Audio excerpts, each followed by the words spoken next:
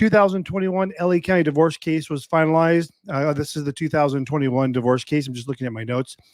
They had been working on the divorce case with multiple rejections. It's very common that there'll be multiple rejections, not just one rejection. Turn your judgment gets rejected. They tell you what's wrong with it.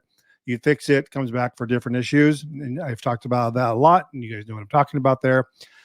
There are so many reasons this judgment was being rejected from the very beginning, from the proof of service being prepared wrong, which was causing the request to enter default to get rejected 6 times. Can you imagine the same document getting rejected 6 times?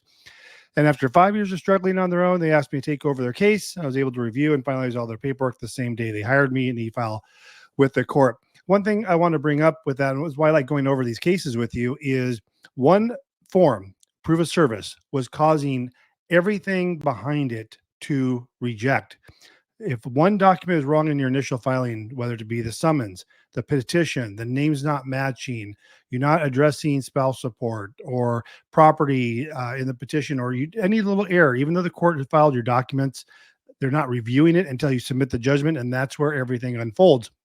And in this case, it was the proof of service that was, if you will, knocking down all the rest of the pins for the divorce. The judgment was never going to go through until the proof of service was corrected, then would allow the request enter default to get entered, then would allow the judgment to get approved once we corrected all those issues. So point of that story is you need to make sure everything is correct from the very beginning. When people hire me to take over their case, like these 2019 cases, 2021 cases, doesn't matter. Whatever they filed, I have to review all that. I can't just take over and say, great, where are you at? You've already done this. Let me assume that's correct and draft your settlement agreement and submit it. Why would I not want to do that? Because it's just going to get rejected if I don't review all the prior paperwork.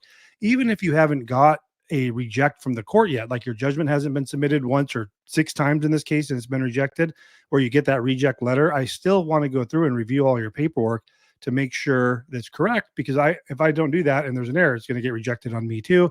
And that's not what I want to do. And when you do have the reject letter, I don't also just fix what the reject items are, because again, the courts will only go through and look at a couple of things, reject it for 3 or 4 issues. Maybe there's 20, but they'll stop, do the reject letter, kick it back to you, you fix them, turn it in, reject it again. So I also don't just fix what they say is wrong with it, because there's usually a lot more wrong with it.